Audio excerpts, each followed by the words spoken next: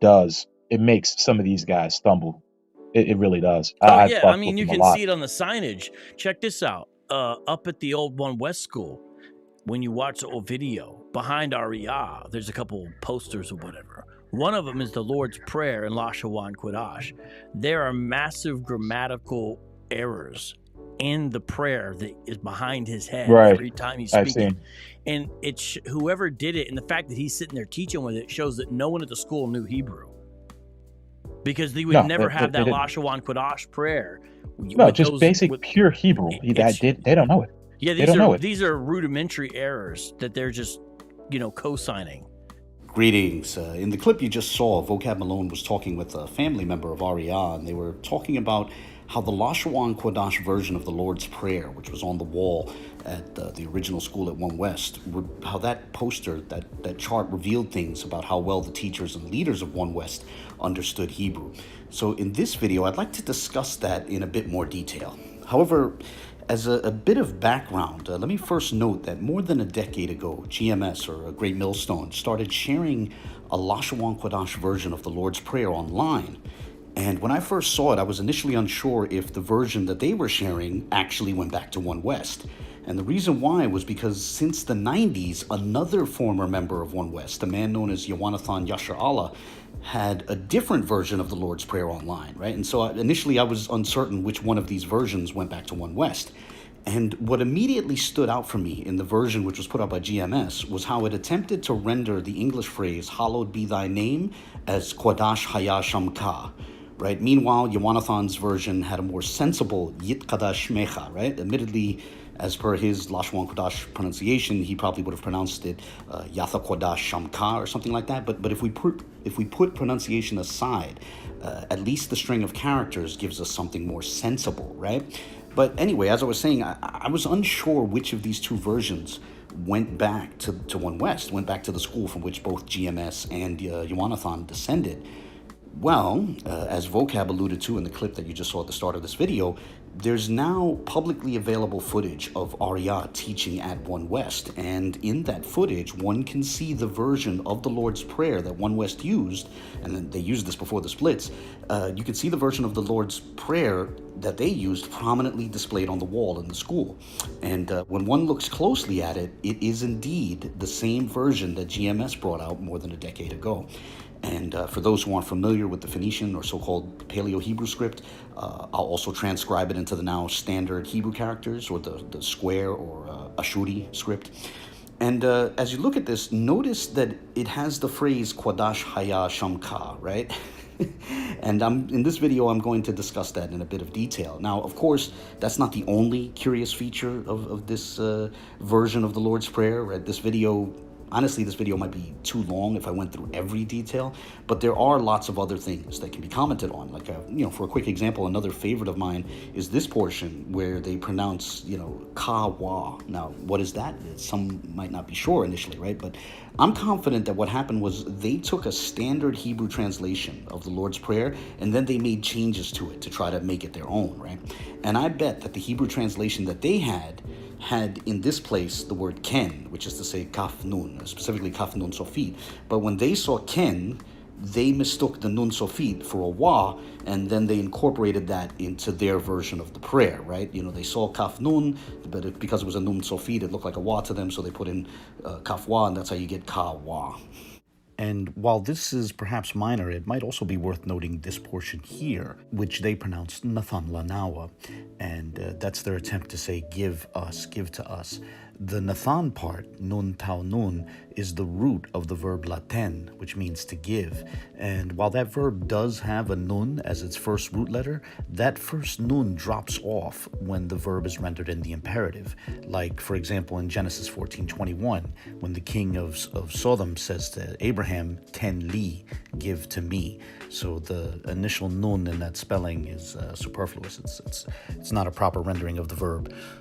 Another interesting detail is the way that the definite article just stands by itself, like the way the definite article does in English, right?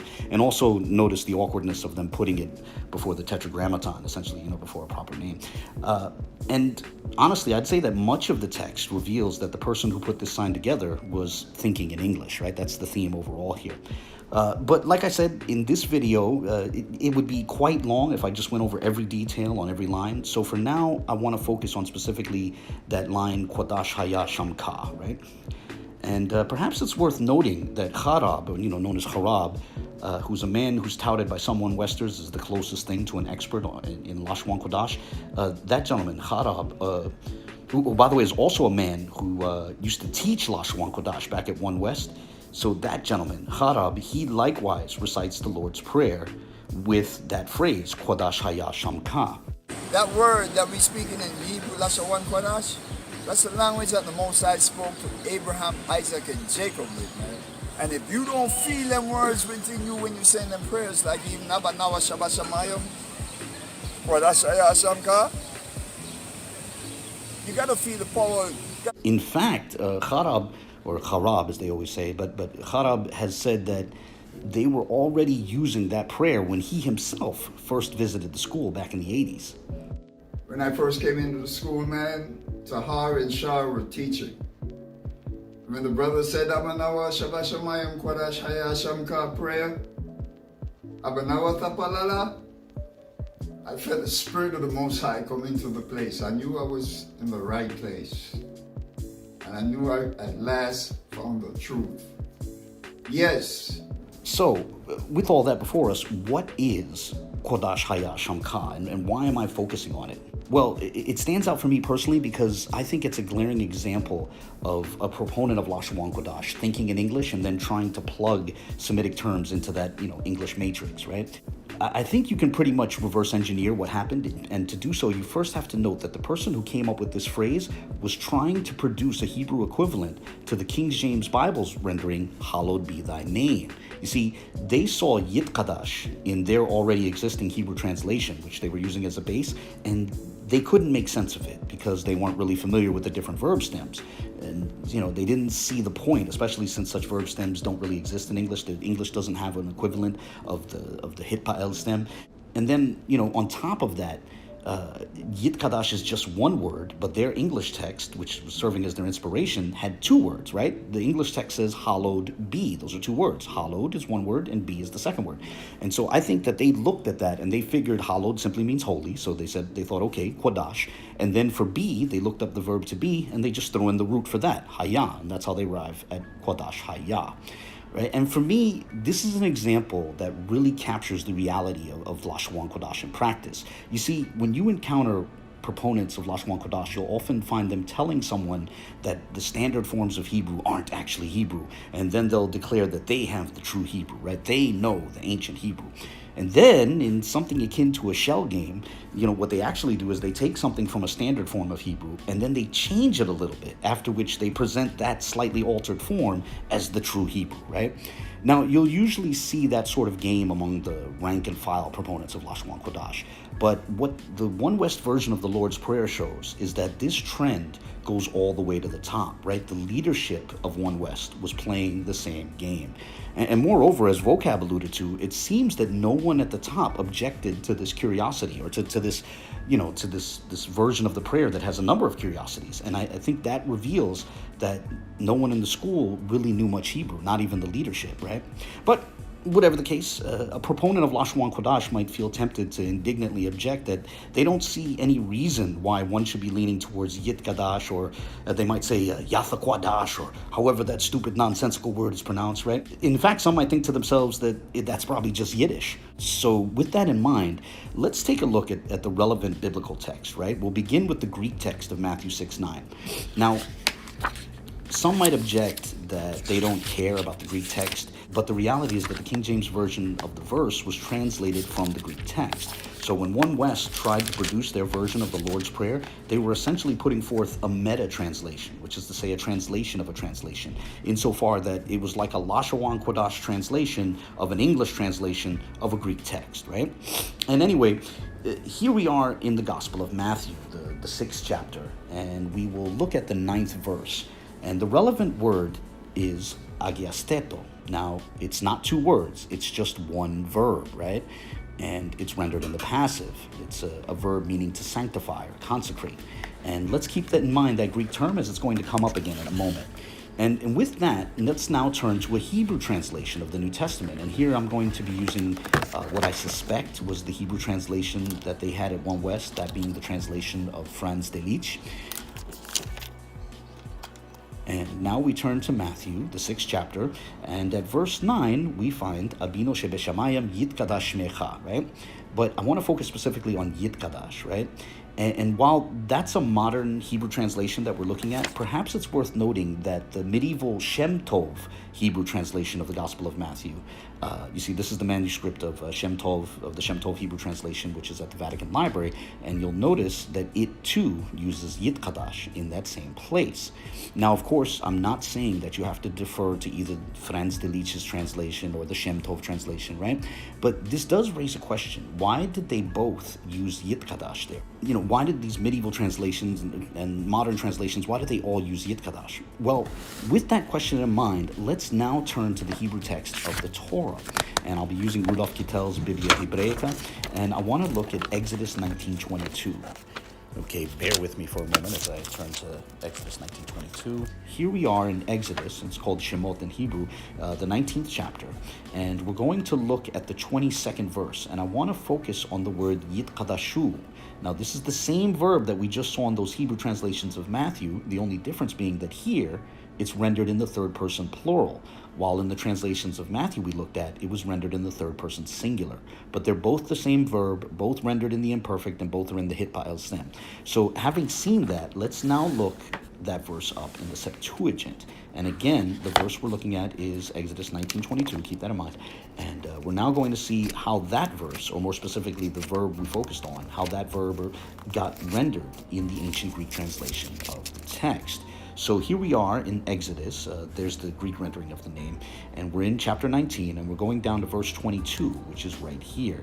Now note the verb, agiastetosan. Unfortunately, it runs onto the next line, but nonetheless, the verb here is agiastetosan. And much like the verb it's translating, it's in the third person plural. Now, this is the same verb that appears in the Greek text of Matthew 6:9, which was agiasteto, the only difference being that the verb in Matthew is in the third person singular, while this verb is in the third person plural. So with all that before us, let's now think about this, right? In the Septuagint, the ancient Greek translation of Exodus 19:22 uses agiastetosan to render the Hebrew verb yitkadashu. So then, if the New Testament at Matthew 6:9 uses the singular equivalent, agiasteto, it would make sense that a Hebrew rendering of that would use the singular counterpart to yitkadashu, which is yitkadash, which is precisely what we find in both the medieval and modern Hebrew translations of Matthew. Now, at this point, some proponent of Lashawan Qadash might want to object that they don't care what the Septuagint has to say either, right? They don't care about the medieval Hebrew translations, they don't care about the modern Hebrew translations, and they don't care about the Septuagint, right?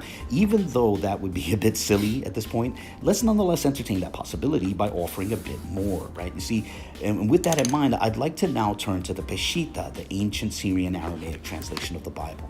So here we are in Matthew chapter 6, and here is verse 9, where we find Abun de Bishmaya Net Kadash Shmach, right? Net Kadash is the exact Syriac equivalent of the Hebrew Yit Kadash. It's from the same root, they're both rendered in the third person singular imperfect, and it's from the Syriac verb stem, which corresponds to the Hebrew Hit Pa'el verb stem, which is what Yit Kadash falls in. And I actually covered this in my video on the Ge'ez and Syriac translations of Matthew 6:9, which I'll link to in the video description. You see, we have ancient translations of Matthew into other Semitic languages, those being the ancient translations into Ge'ez and Syriac. And both those translations use their respective languages equivalent of the Hebrew Yit Kadash, right? The Ge'ez text has Yit Kadash, and the Syriac text has Net Kadash. Both of those fall within the respective languages equivalent of the Hit Pa'el verb stem. And proponents of Lashawan Qadash might not understand the idea of Hebrew having different, verb stems, but the phenomenon is found across the spectrum of Semitic languages. So let's now review and summarize what we've covered here so far. First, the Septuagint renders Yit Kadashu as agiastetosan, so it makes sense that when Matthew uses the singular form of the latter, agiasteto, a Hebrew rendering of Matthew would employ the singular form of the former, Yit Kadash. Second, the ancient Ge'ez and Syriac translations of Matthew likewise use their respective languages equivalents of Yit Kadash, those being Yit Kadash in the Ge'ez text and Net Kadash in the Syriac text. These three terms are from the same Semitic root, and all are third-person singular imperfect renderings within each language's equivalent of the Hitpa'al verb stem. And when you put this all together, the case for using Yit Qadash in the Hebrew version of the Lord's Prayer is overwhelming, right? One West didn't use that verb because they were thinking in English, and because the Hitpa'al verb stem is foreign to their thinking, right? It's alien to their thinking. Greetings. In my first installment on the Lord's Prayer in Lashawan Qadash, I covered the version of the prayer which was at One West. And now in this second installment, I want to explore how our beloved friend from over at the We Woke Now channel, that is the good Dr. Kelly Richardson, how he introduced new adaptations of the One West version of the Lord's Prayer. You see, he has his own congregation, and he's attempted to introduce his congregation to what he presents as an ancient Paleo-Hebrew version of the Lord's Prayer. Now, the good doctor has insinuated in the past that he didn't get Lashawan Qadash from One Westers. You see, he tries to give the impression that he simply arrived at Lashawan Qadash just by studying the available evidence, examining the available scholarship, like somehow this is the natural conclusion. But there are a number of dead giveaways that he borrowed this system from One Westers. The most glaring example is the fact that he renders the tzadeh, which is to say the 18th character of the Hebrew alphabet, he renders the tzadeh as taza, right? There's zero evidence for the tzadeh ever being rendered taza in antiquity. He also humorously uses Ahrayah's diacritics. You'll notice a little horizontal line that curves upwards at the ends, almost like a little smile. You'll notice that character under certain letters. That goes back to One West, right? That's a One West diacritic. And we might also note how he renders the qaf as qua.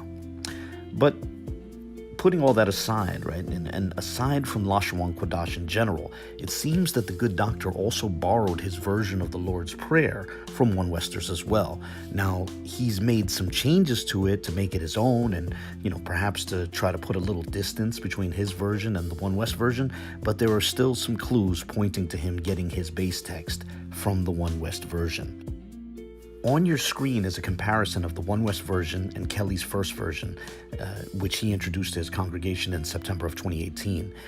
Text that's marked in red on the left side is material which is omitted in Kelly's version, and text which is marked in red on the right side is material which Kelly added. Now, one might want to object that of course, these two versions of the prayer are going to be similar because they're both, allegedly renderings into ancient Paleo-Hebrew. So they're going to reach a lot of the same conclusions, right?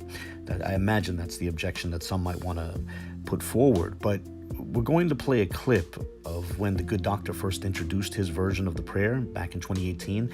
And I'm going to offer a few brief comments along the way, noting the specific signs that the good doctor used the One West version as his base text.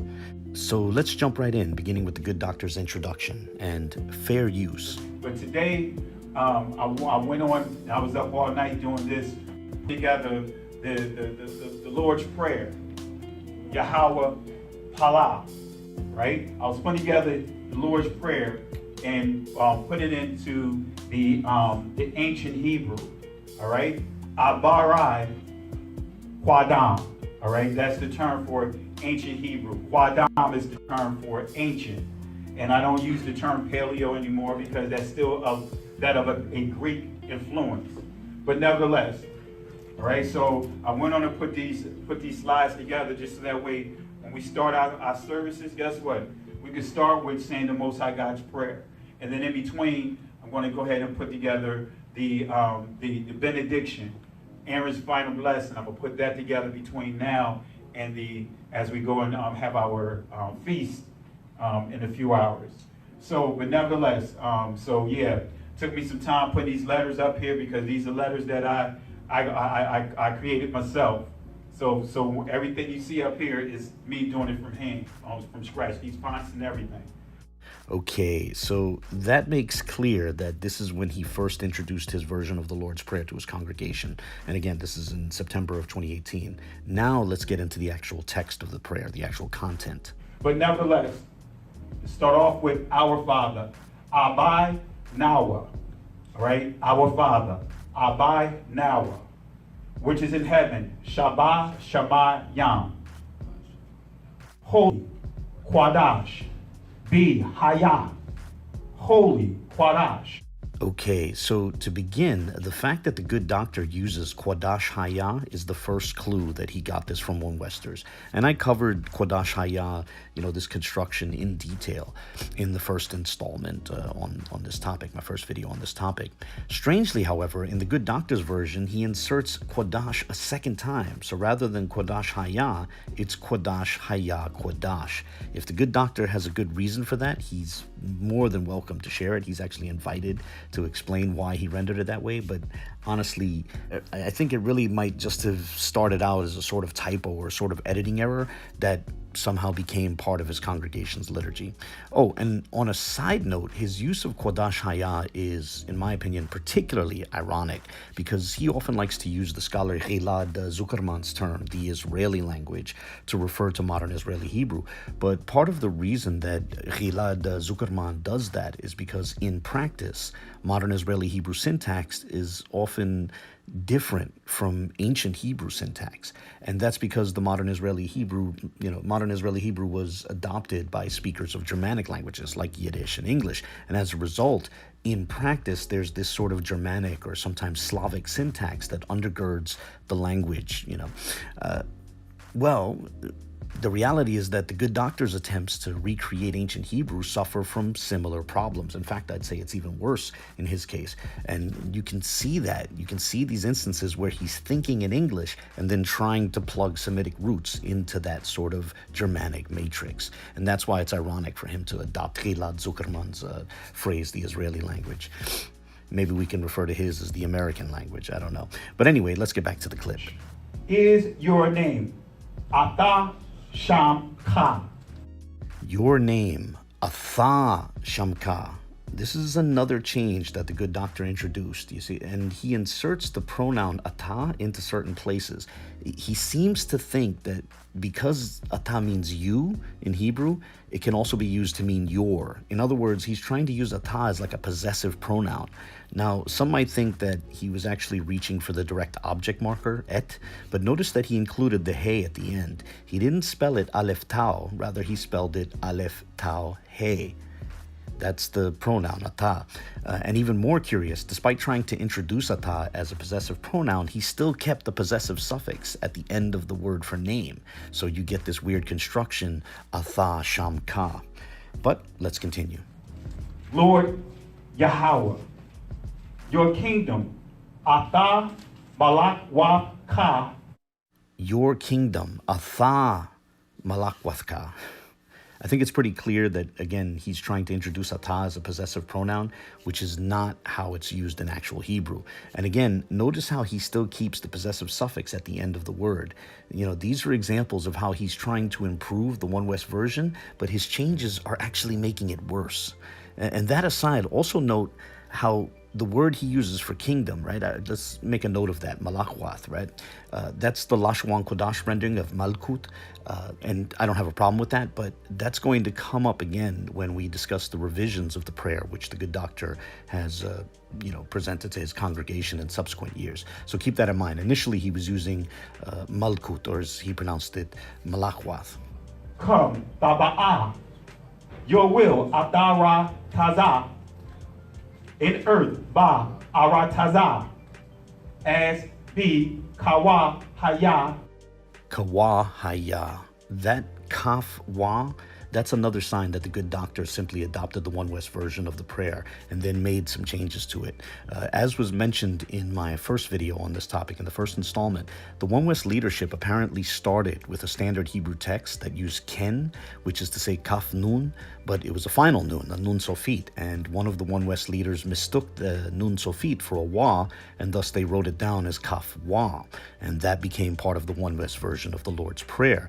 Then, decades later, the good doctor adopted the One West version of the Lord's Prayer, and he made changes to it, but he didn't change this curious kaf wa portion, this kawa portion. And the fact that kawa appears in his prayer as well is, like I said, another sign that he started with the One West version of the prayer. In heaven, ba shamayam, give us Nathan la nawa. While some might consider this minor, this is yet another sign that the good doctor started with the One West version of the prayer, as he makes the same grammatical mistake that they made with the verb laten, which is the verb to give, right? Clearly, this is intended here as being in the imperative. And as I mentioned in the first installment of this series, the imperative form of laten drops the first root letter, that first nun, right? You see, the root is nun, tau, nun, but that first nun gets dropped when, that first root letter gets dropped when the verb is rendered in the imperative. And the example I gave in my first video was Genesis 14:21, when the king of Sodom says to Abram, "Ten li, give to me." The good doctor's version of the prayer includes the same grammatical mistake that the One West version had, and that's because the good doctor lifted most of his text from their version. Bread all day, lakam, kal, yawam. Forgive us, wa salak, la nawa, our debts, ka, wab, wa, ta, nawa, ka, wab, nawa, as we forgive, let me read it from here, ka, salak, nawa, our debtors, ka, wab, wa, ya, nawa. And I would say this is yet another element borrowed from the One West prayer. This isn't something I mentioned in my first video, but nonetheless, both the One West version and Kelly's original version just have hobotenu twice, seemingly like saying, "Forgive us our debts as we forgave our debts." But I also wanted to mention this because, as we'll see in a bit, in a later revision of the prayer that the good doctor introduced to his congregation, he tries to correct this. And honestly, again, he only makes it worse. You'll see he'll wind up introducing a different word, a word which is unambiguously masculine, but he keeps the mem in the plural suffix, and yet he also places a possessive suffix after it. And that's because he doesn't understand how masculine plural nouns are rendered in the construct state, such as, with a possessive suffix. But again, we'll see that in a bit, we'll see that a bit later when we get to his revision. And not wala, all right? Wa, la, lead us, tabaya, nawa, in temptation, bana, saw, ya, nawa, but deliver us, abal, ha, wa, shai, nawa. I'll say it again, abal, ha, wa, shai, nawa, from evil, ma, yan, Ahrayah. For to you, ka, la, the kingdom, ha, malak, yaf, and the power, waha, Allah. Okay, using Allah or El for power in the supplemental doxology of the prayer is yet another sign that this is an adaptation of the One West version of the prayer. One West loves to insist that the word El, which is usually understood to mean God, they insist that the word El ultimately and primarily just means power. And because they put emphasis on that definition, they therefore wound up using El, which they pronounce Allah or Allah, as the translation of power in the doxological statement, which is appended to certain versions of the Lord's Prayer. Now, along comes the good doctor, who later changes that in his revised version. But the fact that Allah or Allah appeared in his original version shows yet again that his source text was the One West version of the prayer. And the glory, waha, tapa'a, wrath, forever, la, I, wa, lam, yam. Amen. Amen. Hallelujah. So that is the Lord's Prayer in ancient Hebrew. Okay, so like I mentioned earlier, that footage is from September of 2018 when the good doctor first introduced his version of the Lord's Prayer to his congregation. And as I noted, the good doctor has tried to revise the prayer in the years since then, but with all due respect, the revisions have made it worse. I'm sorry if that sounds repetitious, but that really is the case. Now, on your screen, you see a comparison of the two versions which we'll be examining in this video. On the left is the version which we just looked at, the original version which he introduced in 2018, and on the right is the latest version. Now I call it the second version because it's the second version we'll be looking at in this video, but really there were intermediary versions in between, intermediate versions, intermediate revisions, between these two versions. And so perhaps what follows is really his third version, if not his fourth version. I don't know. Whatever the case, we're now going to take a look at a video from April of last year, and the version of the prayer in this clip is the current version used by the congregation, as can be heard in a video from just last month titled Passover Corporate Celebration. But unfortunately, one can't see the text on the screen in that more recent video as the crowd is blocking the view, hence why we'll be looking at this clip from April of 2022. But I'll share links to both videos in the description, for anyone who might want to listen to that more recent video and confirm that the prayer is the same. Also, I'll place a transcription of this version of the prayer into the standard Hebrew characters, into the Ashuri script on the right-hand side of the screen. And, by the way, a different member of the congregation is going to lead the prayer in this clip, but nonetheless, you can be certain that this was introduced by Kelly. So here we go. And again, fair use. No, that's not the first one. Oh, no, it's not. Our Father. See, I'm testing y'all. Am I? The first one goes, Our Father, Abba, which in heaven, Shabbat Shamayam, holy, Qadash, be Haya, holy, Qadash, is your name, Atah Shamka, Lord Yahweh, your kingdom, Atah Mamalak Wa. All right, this is an interesting portion. Notice how they said Mamalakwath, which would be spelled with 6 characters, yet on the screen they only have 4 characters, which they would pronounce Mamalak. So to explain what's going on here, originally in the first version they had Malkut, which they pronounce Malakwath, or more specifically they had it with the second person possessive suffix, so Malkutecha, or as they pronounce it, Malakwathka. But then over time they dropped the possessive suffix and they transitioned to the plural of an alternative word for kingdom, that being Mamlaka, and the plural of Mamlaka is Mamlekot, but they pronounce Mamlekot as Mamalachwath. But then, at some point, they tried to reduce that Hebrew term to its singular form, yet they left off the hey. In other words, the Hebrew word that the good doctor was reaching for here should be spelled mem mem lamed kaf hey. But in perhaps a bit of a typo or an editing error, he only has mem mem lamed kaf on the screen.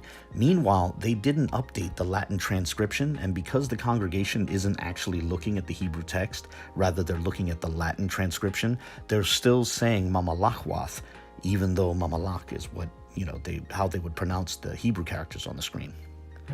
come, Taba, your will, Ratazah, in earth, Ba'aratazah, as be Hawa Haya, in heaven. Bashamayam, Give us Nathan Lanawa. And here we are back to Nathan Lanawa. But this time, notice the curious fact that the good doctor has strangely separated the lamed preposition from the pronominal suffix that follows. And then he put a hey on the lamed. I'm honestly not sure what he was thinking there, but this does not seem to be a mere typo, as he made this revision multiple times. He did it at least twice. We're going to see another example in a moment. Now, the One West version had a grammatical error, and now the good doctor tries to improve on it, yet he keeps the grammatical error and still makes it worse with this bizarre situation where the lamed has a hey after it and it's disconnected from the suffix. I don't know. bread all day, Lakam Kala Yawam, forgive us, Salat Lanawa. And there's another example of what I was just referring to. Here they're trying to say salachlanu, but they detached the lamed preposition in lanu from the pronominal suffix, and then again they added a hey to that lamed. I don't know. It's again, I'm not sure what Kelly was thinking here. If anyone wants to take a guess, feel free to share it in the comment section. And of course, the good doctor's invited to explain what he intended here. Our debts, as forgive we, Okay, this is curious. I'm not sure what verb the good doctor was reaching for here. My guess is that it was probably the verb limchol, but in another one of these editing errors, perhaps the lamed in limchol got replaced by a nun. That's my guess. Another perhaps less likely possibility is that he was attempting some sort of participle form from the chet nun nun root. But either way, even without trying to give him a hard time about the root, as like I said, there might have been a typo here. So putting aside the problems with the verbal root, notice the way the verb is rendered. For example, while this is unlikely, if the verb was intended to be in the perfect tense, why include the pronoun anachnu instead of the standard suffix that would go with a first person plural rendering? However, I think it's more likely that he sort of intended, the present tense, and thus perhaps what would be appropriate here, or what he was unwittingly reaching for here, is a participle form of the verb, right? But even then, why isn't it rendered in the masculine plural to go along with the pronoun? Like, for example, I previously mentioned the verb limchol. Perhaps one could have put anachnu mochlim, we forgive, or we are the forgivers, something like that. But again, I find this part confusing. And so, like I said earlier, if others want to try to make sense of this, try to make sense of what was intended here, offer some thoughts on that, let me know in the comment section. Our debtors, Okay, I alluded to this earlier when discussing the first version's use of hobotenu.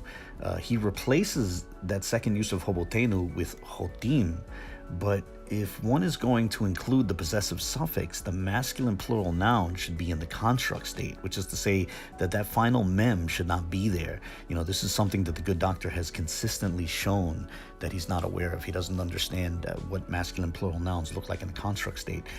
Or, if you want to keep that mem on the plural noun, then maybe put a lamed preposition after it, like chotim lanu, those who are sinners to us, something like that. I don't know. And not lead us in temptation, but deliver us.